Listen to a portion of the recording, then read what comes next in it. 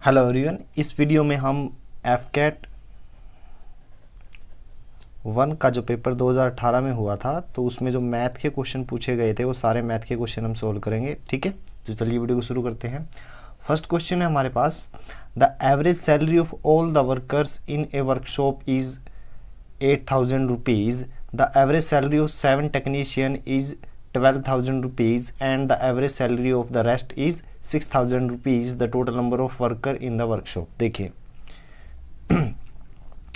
जितने भी मतलब टोटल वर्कर है उनकी जो सैलरी है वो कितनी है, 8,000। ठीक है, यानी ईच वर्कर जो है वो 8,000 रुपये लेते हैं। एवरेज का मतलब ये है कि अगर मैं वर्कर की सैलरी का एवरेज लिख रहा हूँ तो एवरेज का मतलब है हर एक वर्कर को उतने ही पैसे मिलते हैं, 8,000 रुपये। ठीक है, लेकिन इनमें से जो वर्कर जिनको 8,000 रुपये मिल रहे थे, इनमें से कुछ वर्कर ऐसे हैं 7 टेक्नीशियन जिनको 12,000 रुपये मिल रहे हैं। ठीक है ना,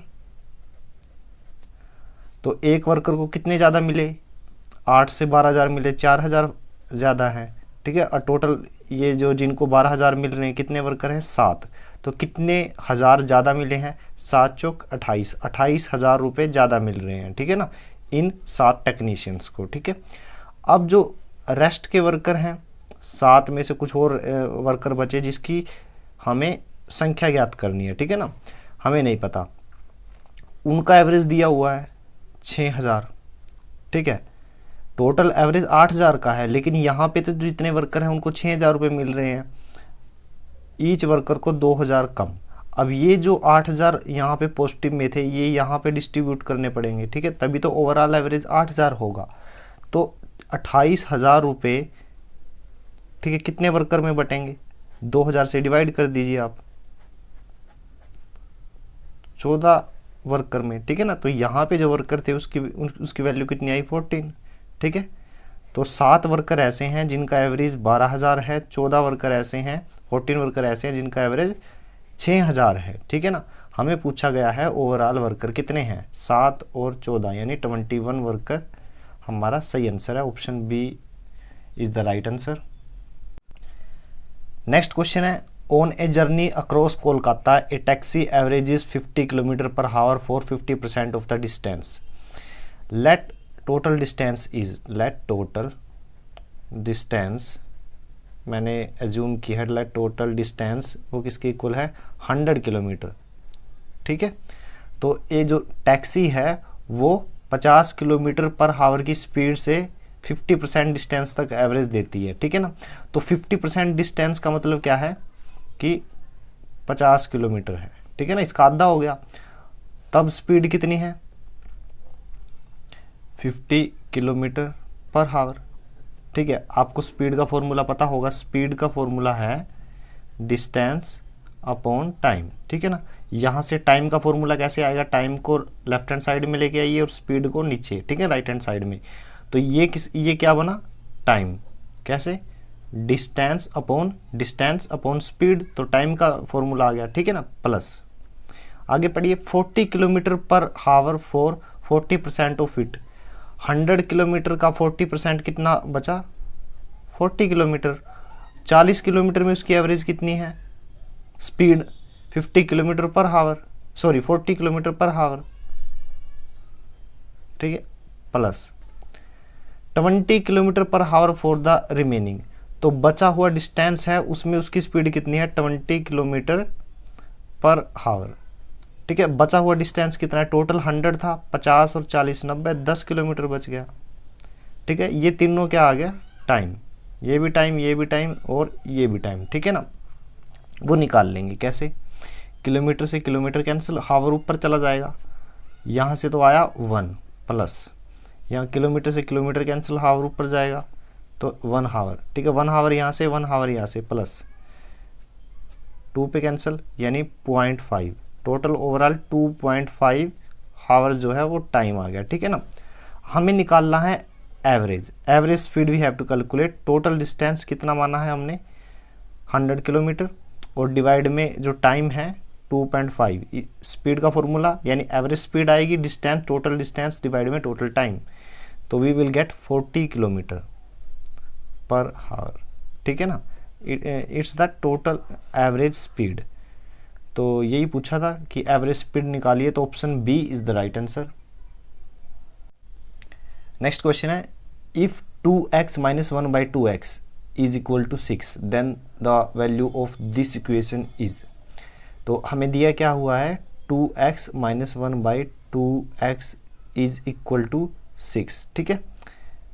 स्क्वेयर बोथ साइड, ठीक है। लेफ्ट हैंड साइड की जो इक्वेशन है इसको ओपन कीजिए, ठीक है ना। a माइनस बी का स्क्वेयर, a का स्क्वेयर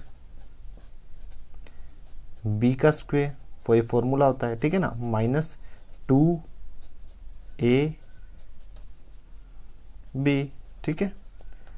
राइट हैंड साइड में 36, ठीक है।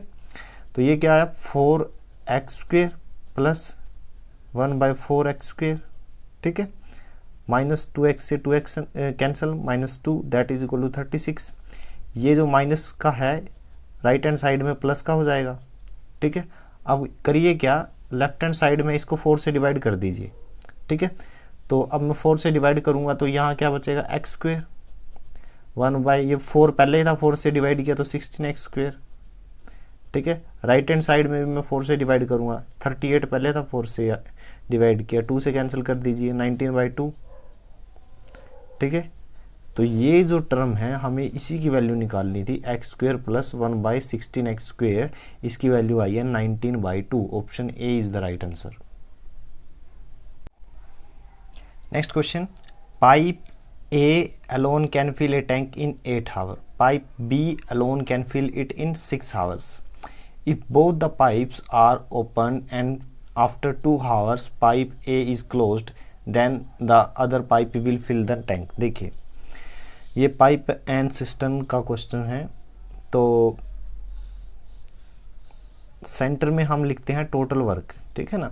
राइट हैंड साइड में टोटल टाइम, लेफ्ट में यूनिट वर्क, ठीक है ना। यूनिट वर्क से मतलब अगर वर्क घंटों में है, काम करने में घंटे लग रहे हैं, तो 1 घंटे में कितना काम होगा, अगर दिन लग रहे हैं तो 1 दिन में कितना काम होगा, ठीक है। तो पाइप ए काम करता है, टैंक को भरने में 8 घंटे लेता है वो, तो जो ए पाइप है वो टोटल टाइम 8 घंटे लेता है, ठीक है ना। Pipe B alone can fill it in 6 hour, pipe B जो है वो 6 घंटे लेता है, ठीक है ना। यहाँ तक की इन्फॉर्मेशन है। अब करिए क्या, टोटल वर्क जो होता है, या तो आपको दोनों टोटल टाइम दिया हो या फिर यूनिट वर्क दिया हो, उनका जो एलसीएम होगा वही आप टोटल वर्क ले लीजिए। तो 8 और 6 का एलसीएम क्या है, 24, ठीक है ना। ये मैंने एज्यूम किया, 8 और 6 का मैंने एलसीएम लिया, दैट इज टोटल वर्क, ठीक है। अब यूनिट वर्क कैसे निकालोगे, देखिए टोटल वर्क है 24, टोटल समय जो लग रहा है वो 8 घंटे हैं, तो 1 घंटे में कितना काम होगा, 24 डिवाइड में 8, 3 यूनिट, यानी ए 1 घंटे में 3 काम करता है, तभी तो 8 घंटे में 24 हुए। अब बी को देखिए, 24 यूनिट काम वो 6 घंटे में कर रहा है, तो 1 घंटे में कितना होगा, 24 डिवाइड में 6, 4, ठीक है। आगे की अब स्टेटमेंट पढ़िए, if both the pipe are open and after 2 hour pipe A is closed. अगर दोनों पाइप को खोल दूं तो ए और बी मिलके कितना काम करेंगे, 1 घंटे में। देखिए यूनिट वर्क का मतलब है, अगर समय में बात चल रही है तो एक मतलब हावर में बात चल रही है, तो 1 घंटे में कितना काम करेंगे, ये 3 यूनिट काम करता है, ये 4 यूनिट, दोनों को जोड़ दीजिए, दोनों मिलके 1 घंटे में 7 यूनिट काम करेंगे, ठीक है। लेकिन दोनों ने मिलके कितने घंटे काम किया, 2 घंटे, क्योंकि 2 घंटे के बाद तो ए को बंद कर दिया गया, इसका मतलब 2 घंटे तक दोनों ने मिलके काम किया। दोनों ने 2 घंटे तक मिलके काम किया, कितना किया, 7 दूनी 14, यानी 14 यूनिट उन्होंने काम कर लिया। पहले टोटल यूनिट कितना काम था, 24, 14 हो चुका है, बचा कितना, 10, ठीक है। अब 2 घंटे भी हो चुके हैं, तो 2 घंटे के बाद करना क्या है, ए को बंद करना है। मैंने ए को बंद कर दिया, अब बी अकेला बचा हुआ है। बी 1 घंटे में कितना काम करता है, 4 यूनिट। अब पूछा क्या गया है, अब पूछा ये है कि जो बचा हुआ काम है 10 यूनिट और बी 1 घंटे में 4 कर रहा है, इस 10 यूनिट काम को बी कितने टाइम में करेगा। सिंपल है, 10 डिवाइड में 4, 2.5 घंटे, या फिर 2.5 घंटे को ऐसे भी लिख सकते हैं। तो जो ऑप्शन डी है, ठीक है ना, ये 21/2 नहीं है, ये 2.5 है, ठीक है ना। Option D is the right answer. Next question है, A and B can complete a piece of work in 8 days, ठीक है ना। अब जो टाइम है वो डेज में है, ठीक है, तो यूनिट वर्क भी डेज में कैलकुलेट होगा। तो यहाँ पे तो टोटल वर्क आएगा सेंटर में, टोटल वर्क कितना है, total time right hand side में, और यूनिट वर्क यानी एक दिन में कितना काम होता है वो लेफ्ट हैंड साइड में।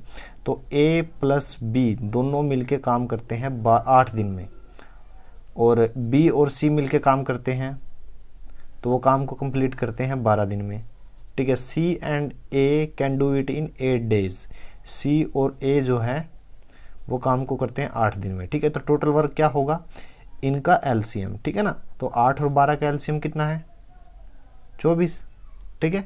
तो अब टोटल वर्क 24 था, ए और बी ने काम किया 8 दिन में, तो यूनिट वर्क कितना हुआ, वो एक दिन में कितना करते रहे, 24 के डिवाइड में 8, 3 यूनिट। बी प्लस सी एक दिन में वो 2 यूनिट काम करते रहे, तभी तो 12 दिन लगे रहे, यहाँ पर भी 3, ठीक है। हमसे पूछा गया है कि ए बी और सी तीनों मिलके काम करें तो काम जो है वो कितने दिन में कंप्लीट होगा। देखिए तीनों को जोड़ दीजिए, ए प्लस बी प्लस सी, इनका ट्वाइस आएगा क्योंकि 2 ए हैं, 2 बी हैं, 2 सी हैं, और इक्वल रहेगा 3 और 3 6 और 2 8, यानी तीनों का जोड़ और उसका ट्वाइस 8 यूनिट काम करता है एक दिन में यूनिट वर्क। तो ए प्लस बी प्लस सी एक दिन में कितना यूनिट काम करेगा, कैंसिल कर दीजिए, 4 यूनिट। वर्क कितना है, 24। क्वेश्चन ये है कि तीनों मिलके काम करेंगे तो 24 वर्क कितने दिन में कंप्लीट होगा। एक दिन में वो 4 यूनिट काम कर रहे हैं, 24 में कितना करेंगे, तो यहाँ पे वो टाइम आएगा 24/4, 6 डेज, ठीक है। तो ऑप्शन जो सी है वो सही आंसर है। नेक्स्ट क्वेश्चन है 700 rupees is divided among A B and C in such a way that the ratio of the amount of A and B is 2:3 and that of B and C is 4:5. Find the amount in each received in the order A, B and C. देखिए total amount कितना है 700, यानी A plus B plus C तीनों को मिला है 700 रुपये, ठीक है। अब ए रेशो बी कितना है, ए और बी को किस रेशो में मिला है, 2:3, ठीक है। और बी और सी का रेशो निकालूँ तो कितना मिला है, 4:5, ठीक है। ओवरऑल रेशो निकालना कैसे निकालोगे, इस नंबर की इसके साथ गुना, इसकी इसके साथ, और बीच में इन दोनों की गुना, ठीक है ना। तो 4 की 2 के साथ करेंगे तो यहाँ पे 8 आएगा, तो ये ए के लिए है, 3 चौक 12 ये बी के लिए है, और 5 तिये 15 ये सी के लिए है, ठीक है। तो ए बी सी का रेशो आ गया ये, ठीक है। मान लीजिए तीनों को ही इतने रुपए मिले, यानी ए को मिले 8 यूनिट, बी को मिले 12 यूनिट, यू 4 यूनिट, 15 यूनिट मिले हैं सी को, और तीनों को अगर मैं जोड़ करूं तो मेरे पास आते हैं 700 रुपये, ठीक है ना। तो जोड़िए 8 और 12 20 और 15 35, यानी 35 यूनिट किसके इक्वल हैं, 700 के। तो एक यूनिट किसके इक्वल आ गया, एक यूनिट आया 20 रुपये के, ठीक है। हमसे पूछा गया है, हमसे ये पूछा गया है कि ए बी और सी को कितने रुपए मिले। देखिए ए को मिले थे 8 यूनिट, तो 20 से गुना कर दीजिए, 20 को जब 8 से गुना करूँगा तो मेरे पास आएगा 160, ठीक है। फिर ए को 8 यूनिट मिलते, बी को मिले हैं 12 यूनिट, ठीक है। 12 को 20 से गुना करूँगा तो 240 रुपये आएंगे, ठीक है ना। फिर सी की अगर मैं बात करूंगा, सी को 15 यूनिट मिले, 15 को 20 से गुना करूंगा, 15 दूनी 30 यानी 300 रुपये, ठीक है। आप इन सभी को जोड़िए, आपके पास जोड़ 700 रुपये आएगा। तो ये जो वैल्यू है यही हमें निकालनी थी, जो ऑप्शन बी है वो सही आंसर है। नेक्स्ट क्वेश्चन है a boat goes 15 kilometer upstream and 10.5 kilometer downstream in 3 hours 15 minutes, ठीक है। It goes 12 kilometer upstream and 14 kilometer downstream in 3 hours. What is the speed of boat in still water, ठीक है ना। तो still water में हमें boat की speed निकालनी है। देखिए ये रिवर है जिसमें वाटर क्या है, फ्लो कर रहा है, ठीक है ना। और ये क्या है, बोट, ठीक है। जब वाटर स्टिल है, तो रुका हुआ है, फ्लो मतलब बह नहीं रहा, तो इसकी जो स्पीड है x है, और वाटर जो बह रहा है, ठीक है, तो इसकी जो स्पीड है वो क्या दी हुई है, y, ठीक है। हमने y मान ली, ठीक है। बोट जब ऑपोजिट डायरेक्शन में मूव करती है। देखिए दोनों एक दूसरे के ऑपोजिट हैं, तो इसको बोलते हैं अपस्ट्रीम। ठीक है, बोट जब वाटर की डायरेक्शन में मूव करेगी तो उसको बोलते हैं डाउनस्ट्रीम। ठीक है, अपस्ट्रीम में स्पीड क्या रहेगी, जब इस डायरेक्शन में जाएगी तो y क्या करेगा, रजिस्ट करेगा, तो x माइनस वाई। ठीक है, और जब इस डायरेक्शन में जाएगी तो ये वाटर क्या है, इसको धक्का देगा, तो ये दोनों वेलोसिटी ऐड हो जाएंगी, मतलब स्पीड जो है ऐड हो जाएगी। तो डाउन स्ट्रीम में क्या स्पीड रहेगी, दोनों को ऐड करना पड़ेगा। ठीक है, अब क्या दिया हुआ है, a boat goes 15 kilometer upstream and 10.5 kilometer downstream in 3 hour. Total time दिया हुआ है। ठीक है, तो हम टाइम निकालते हैं। टाइम कैसे निकालोगे, टाइम होता है डिस्टेंस अपॉन स्पीड, ये टाइम होता है। ठीक है ना, तो आप 15 किलोमीटर का टाइम निकालिए, कैसे निकालोगे, डिस्टेंस 15 किलोमीटर है, 15 किलोमीटर क्या है अपस्ट्रीम, तो वहाँ पे स्पीड क्या थी, x माइनस वाई प्लस 10.5 को कैसे लिखोगे आप, 2 की 10 के साथ मल्टीप्लाई, फिर एक जोड़ दीजिए, 20 और 21, 21 के डिवाइड में 2। ठीक है, और फिर डिवाइड में क्या आएगा, स्पीड x प्लस वाई, ये किसके इक्वल है, 3 आवर, और 15 मिनट को मैं क्या करूँगा, घंटों में बदलूंगा, 60 से डिवाइड, यानी 1/4। ठीक है, फर्स्ट इक्वेशन ये आ गई। ठीक है, इसके बाद it goes 12 kilometer upstream, 12 kilometer upstream, और अपस्ट्रीम में वेलोसिटी ये है, यानी speed x minus Y plus 14 kilometer downstream, यहाँ पे स्पीड कितनी है, x प्लस वाई, कितना टाइम लगता है, 3 आवर। ठीक है, इन दोनों को सोल्व करोगे तो आपके पास x की वैल्यू आएगी 10 और y की वैल्यू आएगी 4। ठीक है, तो हमसे पूछा गया है x की वैल्यू निकालिए स्टिल वाटर में। ठीक है, स्टिल वाटर में हमने x मानी थी, तो ये कितनी आई, 10। ठीक है ना, तो ऑप्शन सी जो है वो सही आंसर है। नेक्स्ट क्वेश्चन है, 2 trains 108 metre and 112 metre in length are running toward each other on the parallel line at a speed of 45 kilometre per hour and 54 kilometre per hour respectively to cross each other after they meet it will take. देखिए we have 2 train, first train ये है 108 metre long and second one is this. ठीक है, 112 metre, ये दोनों एक दूसरे की ओर मूव कर रही हैं। ठीक है, स्पीड क्या है, 45 एंड 54 किलोमीटर पर हावर। ठीक है, ये जो स्पीड है किलोमीटर पर हावर में है। ठीक है, ये ट्रेन एक दूसरे को तब क्रॉस करेगी जब ये अपने दोनों की डिस्टेंस पूरी तरह कवर कर लेगी। तो टोटल डिस्टेंस कितना हो गया, डिस्टेंस, ठीक है, आप इनको ऐड कर दीजिए, 220। ठीक है ना, ये डिस्टेंस आ गया। अब we have to calculate time. ठीक है, time is equal to distance upon speed.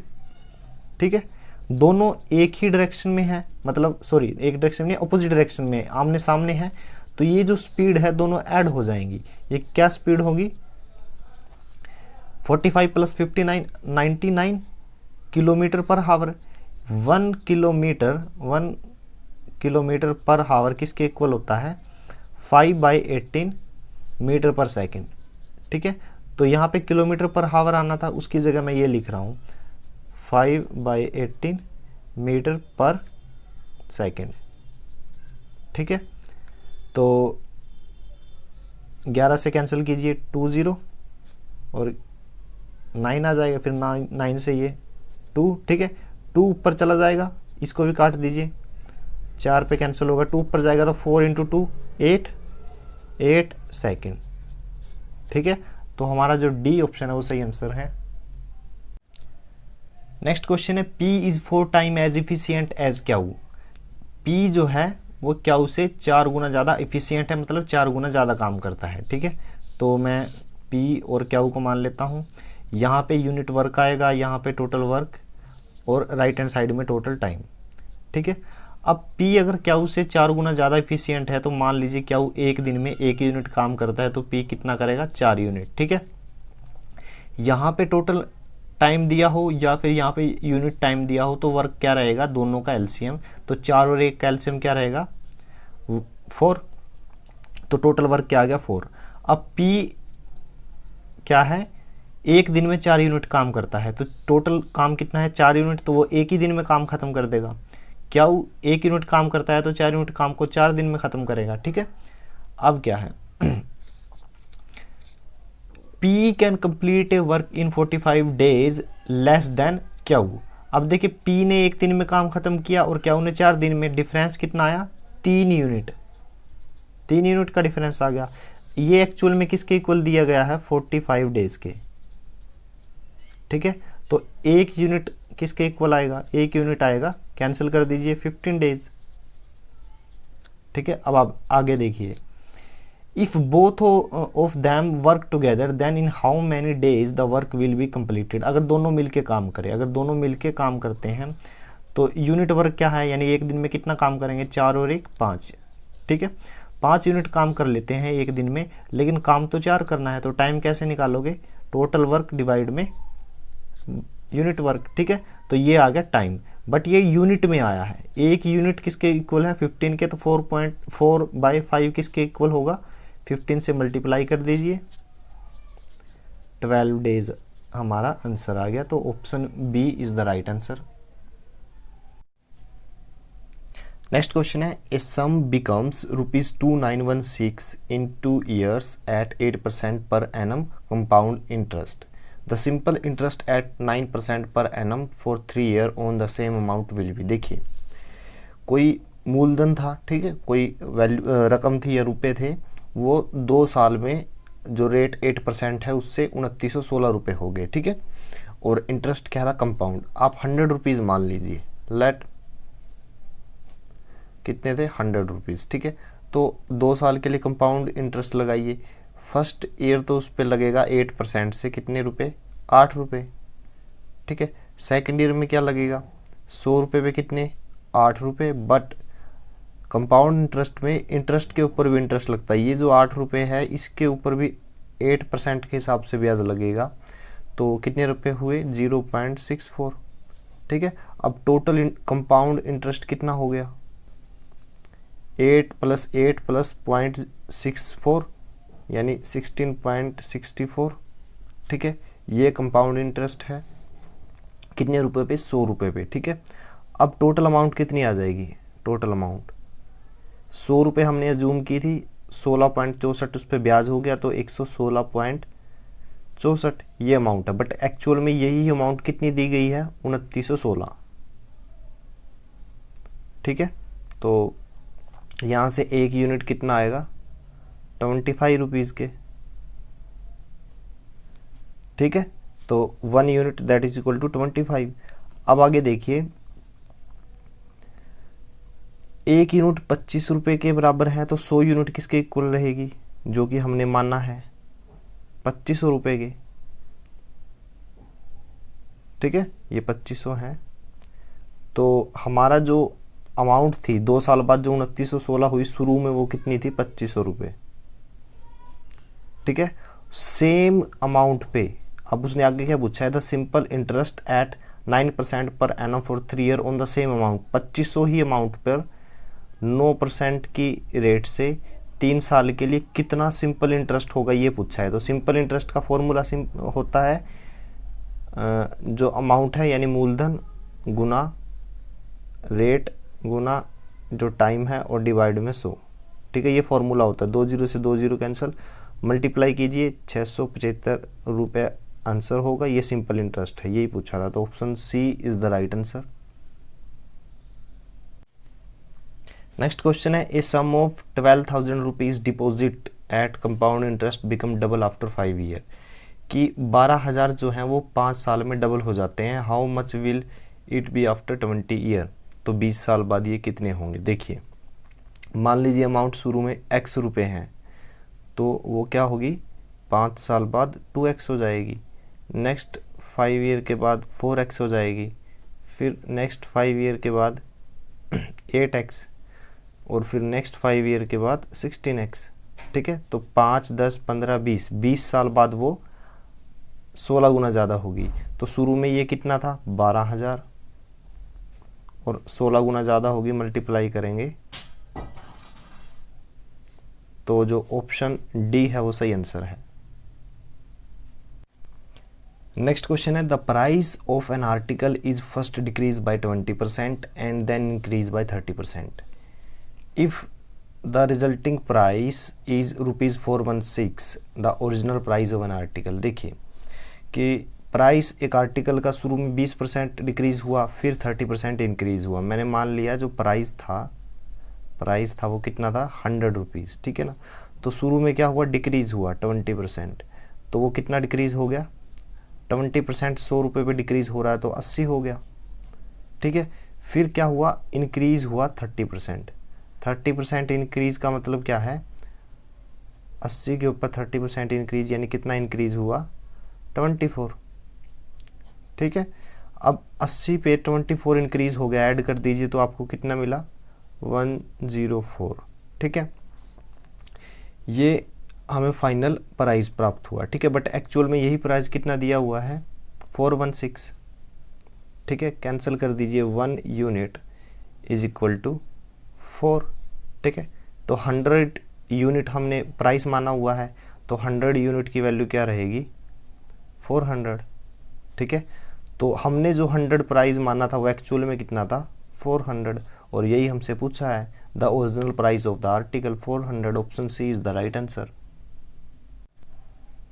Next question है Krishna purchased a number of article at ₹10 for each and the same number for ₹14 each. He mix them together and sold them for ₹13 each, then his gain और loss percent is. देखिए कृष्णा ने purchase किए कुछ number of article, ठीक है। मान लीजिए वो एक्स थे, एक्स आर्टिकल परचेज किए और ईच का जो रेट है वो कितना है 10, तो टोटल रुपीज़ कितना हो गया 10x, ठीक है। सेम नंबर परचेज किया मतलब एक्स नंबर ही, और उसमें प्रत्येक का जो रेट है ईच का रेट है वो कितना है 14, यानी 14x टोटल कॉस्ट। तो ये हो गया purchase cost. Total purchase cost क्या है 24x, ठीक है। Now he mix them together and sold them for 13 each. दोनों को मिक्स कर दिया, मिक्स करने में टोटल जो आर्टिकल कितने हुए x और x 2x आर्टिकल हो गए, और ईच आर्टिकल को कितने रुपए में बेचा 13 रुपए में। तो सोल्ड प्राइस कितना आ गया, ठीक है 26x, परचेज कॉस्ट 24 था, 26 सोल्ड, ठीक है ना। तो प्रॉफिट कितना हुआ 2x। We have to calculate gain in percentage, ठीक है। यहाँ पे तो गेन हुआ है, प्रॉफिट हुआ है, तो परसेंटेज में कैसे निकालोगे 2x, कॉस्ट प्राइस क्या था यानी परचेज प्राइस 24x इंटू 100, ठीक है। अब क्या करिए x से x कैंसिल, 2 से 12, ठीक है। तो ये हमारा आंसर आ गया 24/3, यानी ऑप्शन जो डी है वो सही आंसर है। नेक्स्ट क्वेश्चन है the price of table depreciated every year by 20%. If the value of the table after 2 years will be 32,000, then what is the present price of the table? देखिए मैंने मान लिया present price of table 100 unit है, ठीक है। तो 1 साल बाद 20% डिक्रीज हो जाएगा, ठीक है। तो 100 रुपये जो प्राइस था अब वो क्या हो गया 80, 20% डिक्रीज हो गई, ठीक है। नेक्स्ट ईयर फिर क्या होगा 20% फिर डिक्रीज होगा, तो 80 का 20% कितना होता है 16, तो बचे कितना 64, ठीक है। तो 100 यूनिट अगर टेबल का प्राइस था तो 2 साल बाद 64 हो गया, बट एक्चुअल में 64 यूनिट के इक्वल क्या दिया हुआ है कि 2 साल बाद टेबल का कितना प्राइस रहा 32,000, ठीक है। तो यहाँ से एक यूनिट की वैल्यू क्या आई 1 यूनिट कैंसिल हो जाएगा 500 रुपीज़, ठीक है ना। तो 1 unit is equal to 500 rupees, तो 100 यूनिट कितना होगा 100 से मल्टीप्लाई करो बोथ साइड, तो 100 unit that is equal to 50,000 rupees. तो 100 यूनिट हमने शुरू में प्राइस ऑफ टेबल माना था, ठीक है ना। तो यही पूछा गया है कि what is the present price, present price क्या है 50,000 रुपीज, तो option C is the right answer. Next question है the monthly salary of A and B together amount to 40,000। A और बी की सैलरी कितनी है, ए प्लस बी की salary का जो अमाउंट है 40,000 है, ठीक है ना।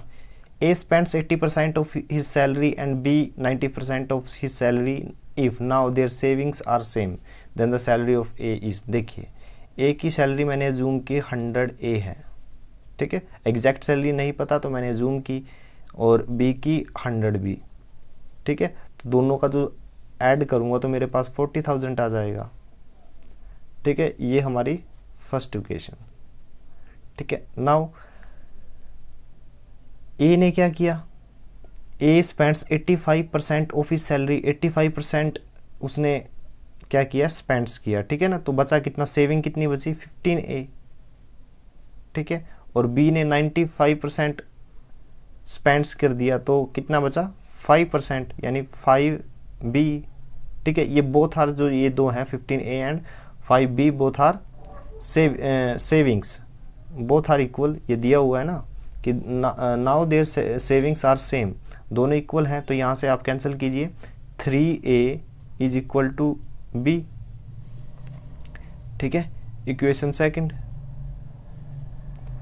अब इस फर्स्ट इक्वेशन में आप करिए क्या, B की जगह आप 3A पुट कीजिए, तो ये जो 100B है ये किसके इक्वल आ जाएगा 300A के, ठीक है। तो 300A और 100A that is equal to 400A, तो 400A that is equal to 40,000, A की वैल्यू क्या आ जाएगी 100, ठीक है। तो हमें क्या निकालना है, we have to calculate salary of A, ठीक है। ये तो ए अल्फ़ाबेट की वैल्यू आई है, सैलरी ऑफ ए कितनी थी 100A, तो यहाँ पे ए की जगह मैं 100 रखूँगा तो 100 इंटू 100 10,000, तो option A is the right answer. Next question है a farmer divides his herd of N cows among his 4 sons so that the first son gets 1/2 the herds, the second 1/4, the third son 1/5 and the fourth son 7 cows, then the value of N is. देखिए एक किसान ने जो गायों को अपने बेटों में बांटा, ठीक है। तो मान लीजिए शुरू में जो काऊ थी मैंने अज्यूम की है 100 यूनिट थी, 100 यूनिट थी, ठीक है ना। तो जो और उनके जो बेटे हैं फर्स्ट सेकंड थर्ड और फोर्थ, ठीक है ना। तो जो पहला बेटा है उसको कितना मिला 1/2 द हर्ड्स, हाफ यानी 100 यूनिट का हाफ कितना हुआ 50 यूनिट, ठीक है। सेकंड को कितना मिला 1/4, 100 का 1/4 यानी 25, ठीक है। थर्ड को कितना मिला, थर्ड को मिला है 1/5 यानी 100 का 1/5 कितना होता है 20, ठीक है। तो टोटल काउंट कर लीजिए आप 50, 25 और 20 को ऐड कीजिए 95, तो फोर्थ को कितना मिला 5 यूनिट, ठीक है। बट फोर्थ जो सन है 5 यूनिट की वैल्यू दी गई है 7 काऊ, ठीक है। और हमने टोटल काऊ कितनी मानी हुई 100 यूनिट, 5 यूनिट को 100 यूनिट में कैसे कन्वर्ट करूँ, दोनों साइड 20 से मल्टीप्लाई कर दूँ, तो लेफ्ट हैंड साइड में क्या आया, लेफ्ट हैंड साइड में देखिए अब क्या आया 100 यूनिट, और राइट हैंड साइड में कितना आया 140 काउज। तो 100 यूनिट हमने टोटल काउ माने थे और ये कितनी आई 140, यानी then the value of N, N मतलब total cows is equal to 140, तो option D is the right answer. Next question है teacher wants to arrange his student in N equal number of rows and column, if they are 1369 students the number of student in the last row are, ठीक है। तो row and column क्या है, अगर मैं matrix में बताऊं यही चीज़ें, तो ABCDEFGHI, तो ये जो हॉरिजॉन्टल रो है ABC ये तो हो गया रो, जो वर्टिकल लाइन है ये इनको बोलते हैं, ये जो वर्टिकल लाइन है ये क्या है कॉलम, इस तरह से, ठीक है ना। हॉरिजॉन्टल लाइन को रो बोलते हैं, वर्टिकल लाइन को कॉलम, ठीक है। तो बोला क्या गया है कि जितनी रो है उतने ही कॉलम हैं, ठीक है ना। अगर मैं कहूँ 3 रो हैं 1 2 3 और कॉलम भी 3 ही हैं, ठीक है।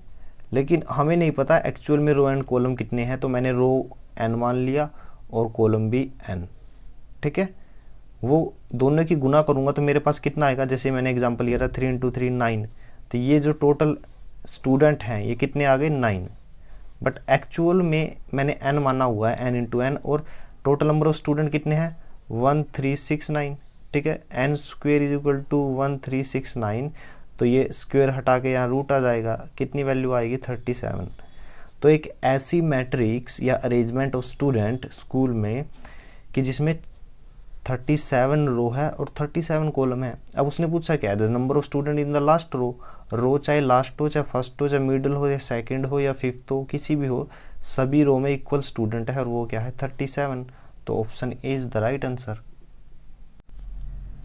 नेक्स्ट क्वेश्चन है the sum of two number is 36। तो ये दो नंबर हैं जिनका सम क्या है 36 है, एंड देयर HCF और LCM आर 3 and 105। ठीक है, अब देखिए अगर दो नंबर का सम 36 है, उन्हीं दो नंबर की प्रोडक्ट किसके इक्वल होगी, दो नंबर की प्रोडक्ट इक्वल होती है उनका HCF और LCM की गुना की। ठीक है, तो वो कितना है 3 × 105। ठीक है, गुना करके क्या आएगा 315। तो दो नंबर, ये आपको हिट एंड ट्रायल से करना पड़ेगा, दो नंबर जिनका सम 36 है और गुना 315, वो क्या रहेंगे 15 और 21। ऐड करके देखिए तो 36, गुना करोगे तो 315। ठीक है, इसके बाद पूछा क्या है the sum of their reciprocal of two number is, इनका रेसिप्रोकल करिए तो 1/15 प्लस 1/21, तो इनको ऐड करोगे तो आपके पास आएगा 315 LCM आ गया, तो 21 + 15 36/315, तो ये 9 पे कैंसिल हो जाएगा 4, और यहाँ पे कितना आएगा 9 × 27, 9 × 5 = 45। ठीक है, तो 4/35 ऑप्शन जो सी है वो सही आंसर है।